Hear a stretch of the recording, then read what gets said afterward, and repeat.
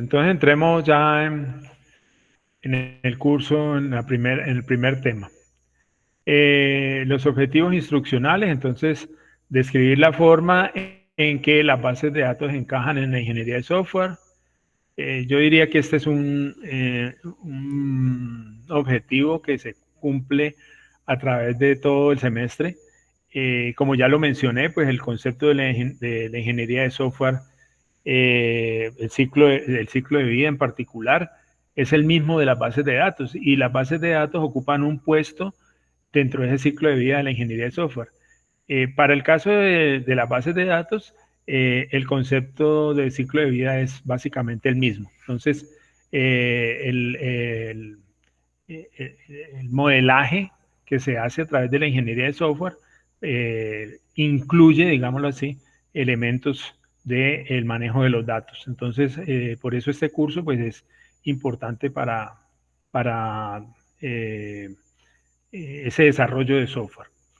Describir los conceptos generales sobre bases de datos, sistemas manejadores de bases de datos, esquemas de bases de datos, independencia, enumerar algunas de las ventajas de trabajar en un ambiente de bases de datos contra los archivos tradicionales, caracterizar usuarios de una base de datos, explicar los objetivos de una base de datos, describir las funciones de las bases de datos y explicar los principales hitos en la evolución histórica de las bases de datos.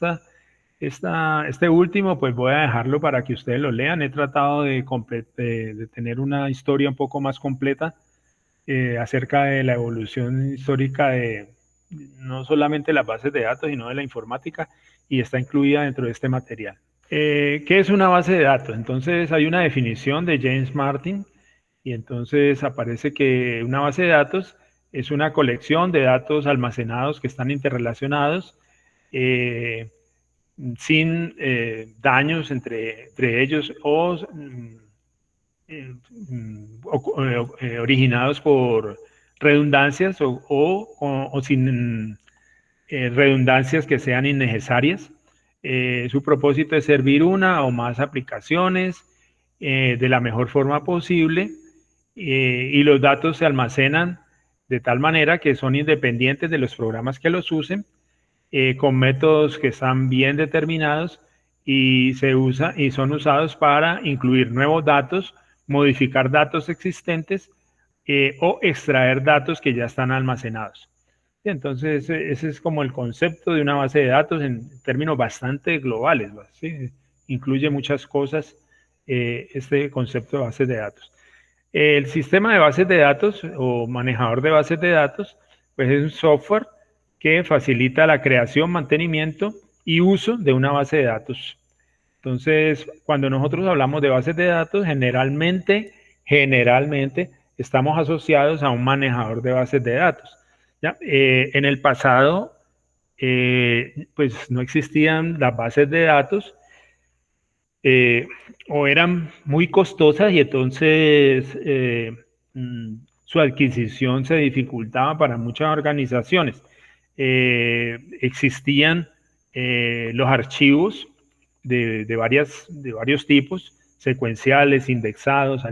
Sí, entonces, esos archivos se interrelacionaban, ¿ya? Pero se hacía a través de los programas. Y entonces, esa colección de archivos que estaban ahí, más que archivos, de los datos que estaban representados en esos archivos, y que yo interrelacionaba con los programas de aplicación, entonces también recibían el nombre de base de datos, aunque no es como un nombre muy apropiado para esa situación. Pero en su momento, pues recibió ese calificativo. ¿Qué se quiere de una base de datos? Entonces, dar respuesta a consultas sobre datos que están almacenados. Una actualización de datos, mantener los datos almacenados. O sea, esto es algo muy importante en las bases de datos, que tiene que ver con la persistencia, o sea, la posibilidad de que los datos estén guardados en un sitio seguro. Almacenar grandes cantidades de datos, proteger de accidentes, y evitar accesos que no están autorizados. Eso tiene que ver con la seguridad. El acceder a los datos mediante un lenguaje de programación, ya sea el lenguaje propio del manejador de bases de datos, el típico que vamos a utilizar nosotros, el SQL, pero también de pronto a través de un lenguaje de tercera generación que me permita asociar la base de datos con una aplicación en un lenguaje de programación. Permitir y controlar el acceso de múltiples usuarios a los datos. Y esto tiene que ver con la concurrencia. Que no vaya a ocurrir la situación de que varios usuarios tratan de acceder al mismo recurso y de pronto la base de datos se quede bloqueada. Bases de datos versus archivos. Entonces, ¿cuál es la ventaja que tiene las bases de datos con respecto a los archivos? Como ya lo mencioné, los archivos habían de varios tipos, secuenciales. En los archivos secuenciales, un registro está a continuación de otro. Esa, digámoslo así, es la característica básica de los archivos secuenciales. Podría tener archivos indexados. En los archivos indexados, uno de los campos me servía como índice para acceder a la información de ese archivo. Y así sucesivamente tenía un par de tipos de archivos adicionales. Esos eran los más utilizados en ese momento. Sin embargo, como les decía, pues inicialmente no habían bases de datos, eran demasiado costosas, pero poco a poco se fueron volviendo asequibles y entonces ya los motores de bases de datos hoy prácticamente están todos disponibles y yo los puedo utilizar con toda tranquilidad. ¿Qué ventajas tendría entonces una base de datos sobre los archivos? ¿Ya? Porque al final las bases de datos pues también son archivos que están guardados en un medio de almacenamiento. ¿Ya? Entonces, el sistema manejador de bases de datos, como lo mencioné, es un software que se encarga de organizar cómo están ubicados los datos, dónde están ubicados los datos y cómo recuperarlos fácilmente. Ya, entonces, hay varios métodos que están disponibles para las bases de datos y que son utilizados para hacer la recuperación de esa información. Entonces, dentro de las ventajas que nosotros tenemos, podemos enumerar una aplicación debe mantener grandes conjuntos de datos entre la memoria principal y el almacenamiento secundario. Entonces, si yo necesitaba con un archivo leer un registro, pues iba y me traía un bloque de registros y ahí revisaba si estaba el archivo, el registro que yo estoy buscando.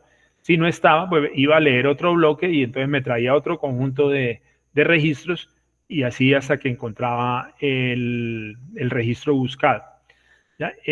Aquí hay diferentes tipos de organización, de tal manera que facilita ese manejo de la información entre la memoria principal y el almacenamiento que yo tenga, almacenamiento secundario, disco duro u otro mecanismo de almacenamiento, tipo buffering, accesos orientados a página, direccionamientos, etcétera.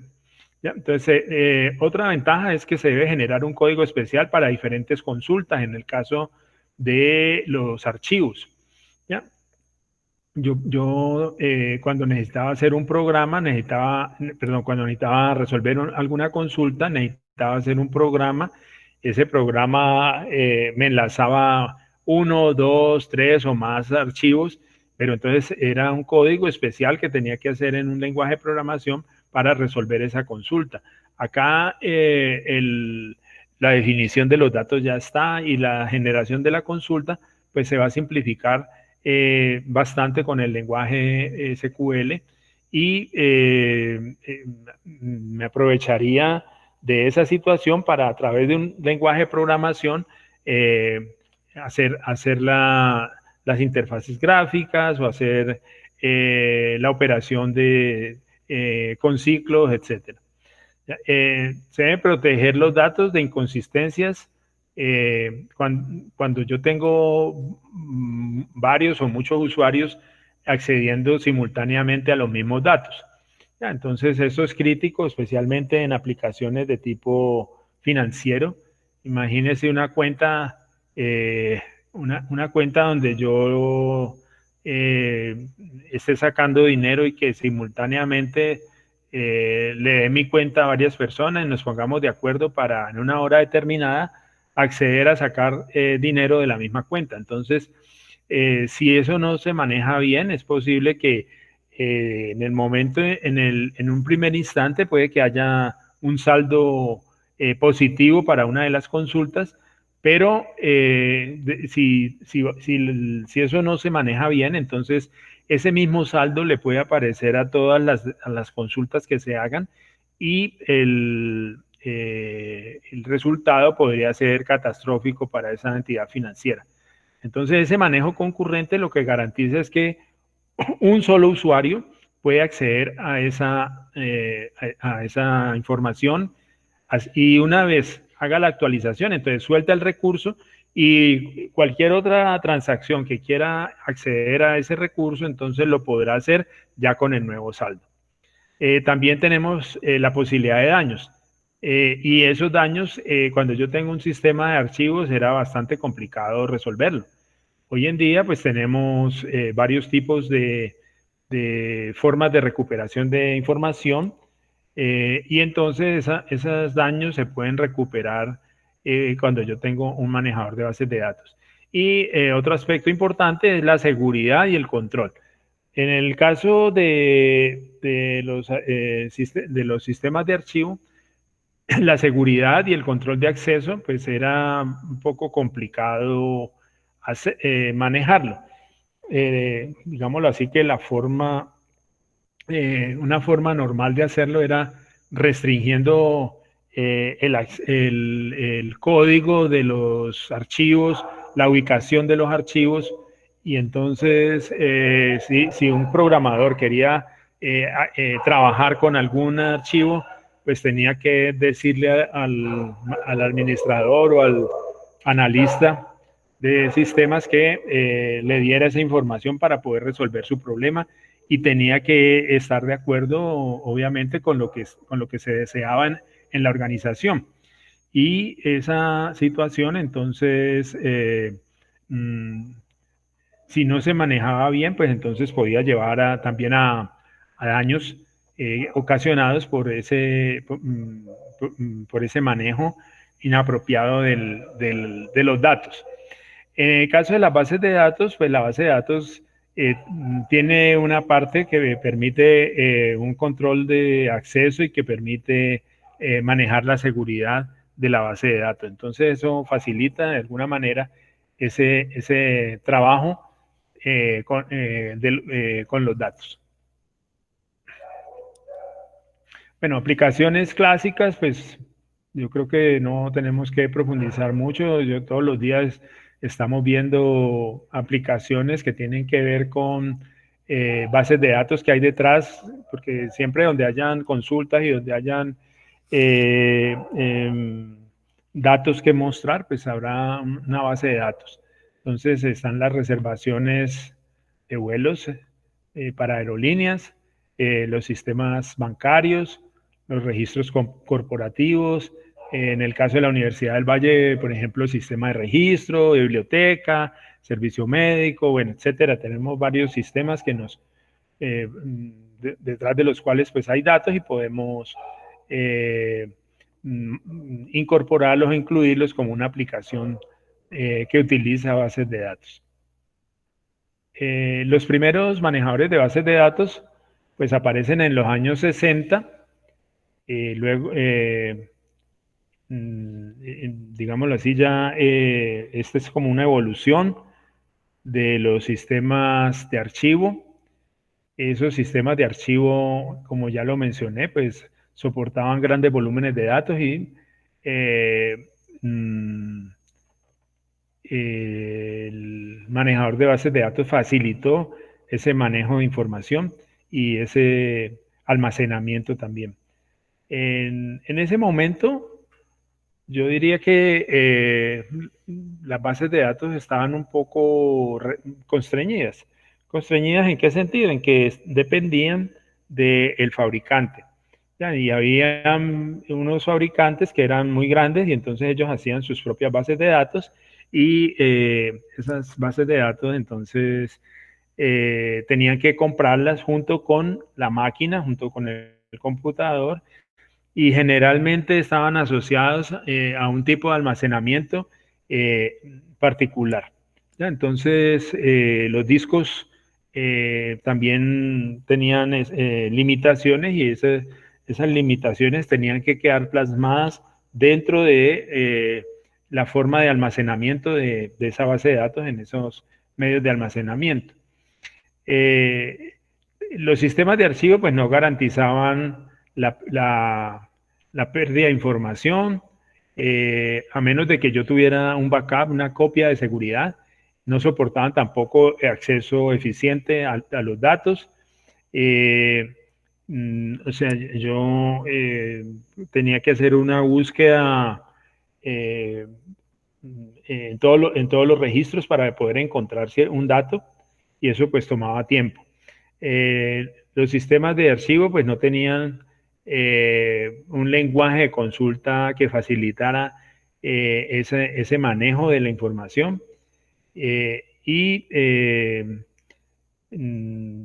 como les decía pues se manejaba, los datos se manejaban, pues yo diría que de alguna manera es parecido a como se hace con un lenguaje de programación actual o como se hace con el SQL, ¿ya? Pero esa estructura estaba muy asociada a el lenguaje de programación. ¿Ya? Entonces, generalmente el lenguaje de programación en estos inicios, años 60, era el lenguaje COBOL, y entonces el lenguaje COBOL era un lenguaje que pues no era tan no era tan difícil de aprender, pero sí tenía su complicación en el manejo. Entonces, eso no facilitaba mucho el desarrollo de grandes aplicaciones. Sin embargo, muchas aplicaciones se hicieron en lenguaje COBOL. Yo diría que hasta habían entrado el año 2000, 2010, todavía habían entidades que manejaban información con este lenguaje de programación. Y el acceso de usuarios, el acceso concurrente, pues era algo utópico de manejar con los sistemas de archivos. En el año de, en el año de 1970 más o menos, eh, el, la ANSI eh, organizó, la ANSI organizó eh, una estructura para un manejador de bases de datos. Eso fue casi a finales de los años 60. Y entonces pensó que los manejadores de bases de datos deberían tener como una arquitectura que garantizara que se pudieran cumplir como ciertas pautas, ciertas normas. Y entonces la arquitectura proponía 3 niveles, ¿ya? El primer nivel era el nivel interno, que eran los unos y ceros que estaban en el disco duro, y eso tenía asociado un esquema interno. ¿Ya? Este esquema era especificado mediante un modelo físico donde estaban los detalles que me permitían almacenar los datos en los discos duros. ¿Ya? Entonces ahí se describía cómo era la estructura del archivo, dónde empezaba la información, dónde terminaba o qué espacio tenía, etcétera. Entonces esa parte tenía que ver con el esquema interno. Una segunda parte era el esquema conceptual. El esquema conceptual pues tiene que ver con la estructura de la base de datos para todos los usuarios. Es como el lenguaje común de los datos para todos los usuarios que necesiten los datos de una determinada aplicación. Entonces, si estamos hablando de nómina, entonces, pues cuando se habla del nombre del empleado, pues todos los que necesiten utilizar esos datos de la base de datos, pues van a saber a qué se refiere. Ese es el esquema conceptual. Entonces, aquí hay varias formas de llegar a este esquema conceptual, porque este esquema conceptual no es solamente dar la lista de los datos, sino que también me permite o me debe permitir definir cuáles son las características propias de cada uno de los datos que se manejan y cómo están agrupados esos datos. Hoy en día, pues nosotros manejamos el concepto de clases y en las clases pues tenemos objetos que son similares, que tienen igual comportamiento y unas características también similares. Entonces, esa misma idea es la que se maneja en el esquema conceptual, simplemente que aquí pues tengo que declararlo para poder hacer esa navegación de lo que quiere el usuario y lo que nosotros queremos mostrarle al usuario con lo que está guardado o almacenado en los discos duros de la base del equipo. Y todo esto tiene que ser manejado por el manejador de bases de datos. Finalmente tenemos el nivel externo, y en el nivel externo, pues digámoslo así, que tiene que ver con el usuario. En el usuario, entonces pueden haber usuarios de varios tipos. Un usuario tipo analista, por ejemplo, analista desarrollador, donde para esa persona el esquema será la base de datos completa. Hay otro tipo de usuarios externos que podrían ser los programadores y entonces esos programadores pues no tienen acceso a toda la base, sino a una determinada parte de la base de datos. De hecho, pueden haber subesquemas o partes de la base de datos que o están ocultas o están visibles para ese tipo de usuarios, pero toda la base de datos no estaría disponible para ellos. Y hay otro tipo de usuarios que son, yo diría que son los operativos, los cuales tienen acceso a su esquema y su esquema es como la foto de la base de datos para ellos, pero realmente no corresponde con toda la base de datos, sino con una parte que tiene que ver con la aplicación que él está manejando desde su puesto de trabajo. Ya, entonces estos serían los esquemas externos o el nivel externo de la base de datos. Bueno, aquí hay un ejemplo, se habla del esquema conceptual y entonces se habla del alumno. El alumno tiene unos atributos, ahí están, número de la matrícula, nombre, apellido, documento de identidad, dirección, etcétera. Eso entonces sería lo que ve algún usuario puede ver también como esquema externo, ¿ya? Pero otra persona podría decir, el administrador de la base de datos podría decirle, bueno, un usuario solamente puede ver el documento de identidad, el nombre y el apellido, no más, ¿ya? Y entonces esa será la base de datos para otro tipo de usuario, entonces será un esquema externo también, pero diferente al esquema completo. Entonces aquí el esquema completo para ese usuario tipo analista o desarrollador sería el mismo esquema externo, perdón, el mismo esquema conceptual. Sí, el mismo esquema conceptual. Entonces, aquí tengo una situación donde tengo estudiante y persona. Estudiante pues tiene un número de atributos, unos atributos, número de la matrícula, nombre de pila, atributo, apellido y el número del documento de identidad. Entonces, ese sería como un esquema externo para alguien que lo requiera. Y el esquema persona, entonces también podría ser algo parecido, pero con otros atributos.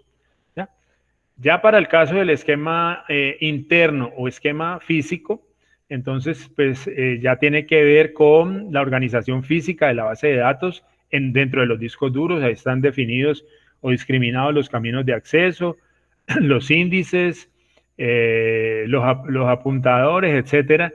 Cómo están codificados los datos, el espacio, cómo se maneja, el tamaño de las páginas, etcétera. Entonces, son elementos que normalmente son transparentes hoy en día para los desarrolladores. De eso se encarga el administrador de bases de datos. Pero si yo pues hago un trabajo de diseño de una base de datos, pues tampoco me voy a preocupar por esos elementos. ¿Cuándo me voy a preocupar por esos elementos? Cuando ya tenga que administrar la base de datos. En ese caso, pues tendría que leer un poquito acerca de cómo se manejan los índices, si tiene índices hash, cómo se manejan los apuntadores, los índices secundarios, cómo se maneja el espacio, cómo se manejan los bloques, los registros, cómo están agrupados, o si es por página, entonces cómo es el tamaño de la página. Todo eso generalmente está en los manuales de la base de datos y el administrador es el que tiene que encargarse de manejar eso. El esquema interno, entonces, pues responde a temas de rendimiento. Nosotros para este curso no vamos a, a preocuparnos pues, por el rendimiento, por la optimización de una base de datos, sino por resolver el problema.